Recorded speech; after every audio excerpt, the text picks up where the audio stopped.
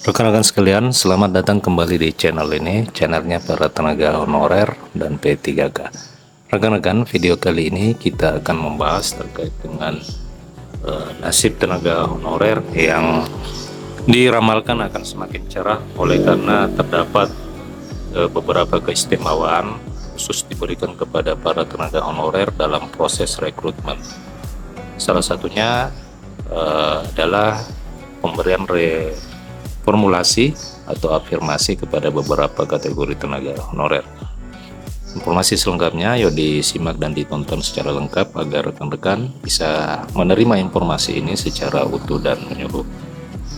Rekan-rekan sekalian, Menteri Agama Yakut Khalil Qomas mengapresiasi kebijakan Kementerian Pendaya-gunaan Aparatur Negara dan Reformasi Birokrasi untuk melakukan reformulasi dalam proses rekrutmen pegawai pemerintah dengan perjanjian kerja.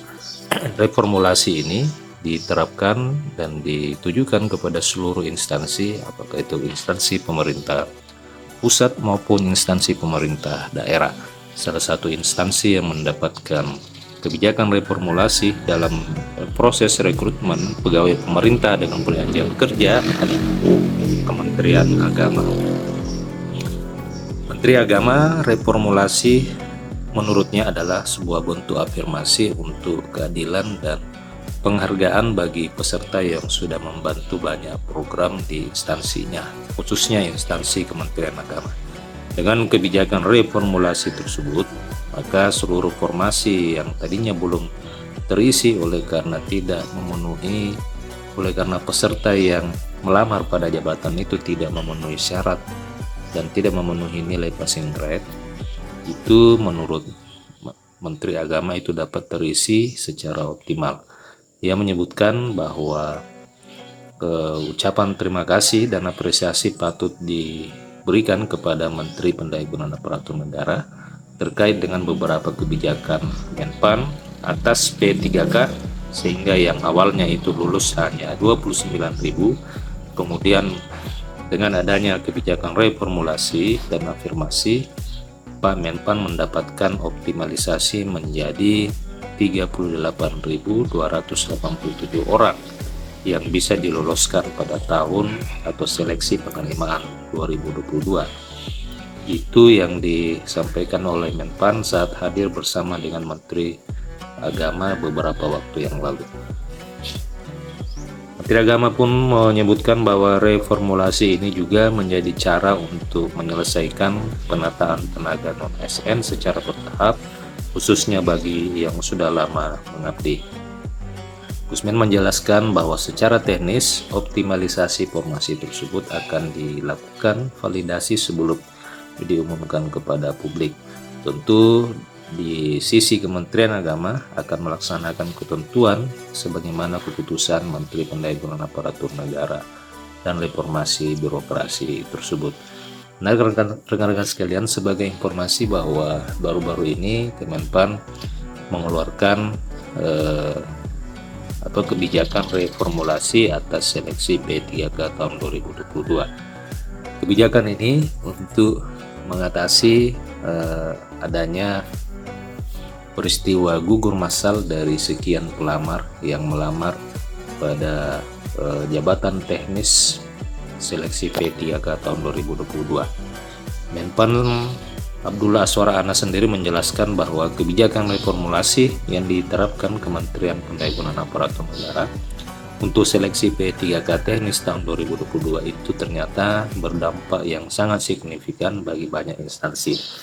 Salah satunya adalah Kementerian Agama yang keterisian formasinya diproyeksikan meningkat menjadi 77,27%. Menurutnya, berdasarkan data, Kementerian Agama mendapatkan 49.549 formasi pada seleksi P3K 2022.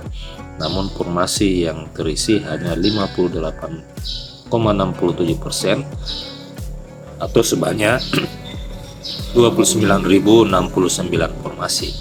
Nah, setelah dilakukan reformulasi seleksi P3K teknis tahun 2022, Di Kementerian Agama sendiri akan diproyeksikan formasi yang terisi itu meningkat menjadi 38.287 formasi, atau jika dipersentasikan sebanyak 77,27%.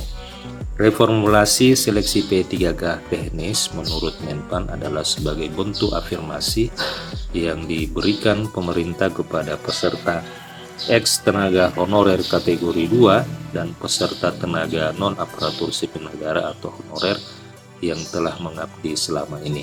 Itu kebijakan ini diberikan kepada seluruh instansi pemerintahan, baik itu instansi pemerintahan pusat maupun instansi pemerintahan daerah, termasuk juga di instansi lingkungan Kementerian Agama.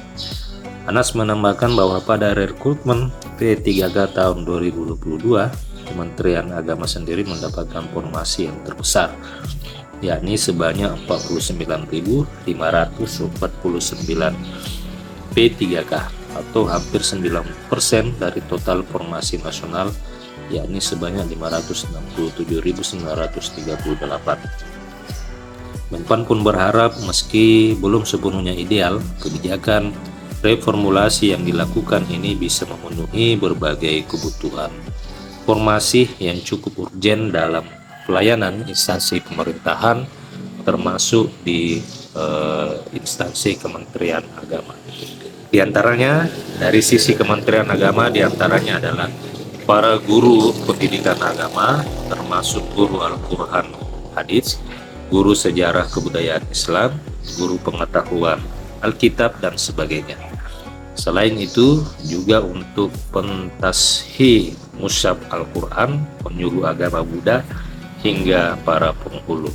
Nah, rekan-rekan sekalian, kebijakan afirmasi ini memang telah banyak membantu para tenaga honorer yang tadinya tidak memenuhi syarat untuk lulus passing grade dalam seleksi P3K tahun 2023. Anas mengungkapkan bahwa kebijakan reformulasi sangat mempertimbangkan berbagai aspek dan diharapkan tidak mengurangi kualitas P3K. Reformulasi nilai ambang batas seleksi kompetensi teknis ditetapkan berdasarkan nilai terendah pada jabatan yang sama yang formasinya belum terpenuhi atau pelamarnya tidak memenuhi nilai ambang batas.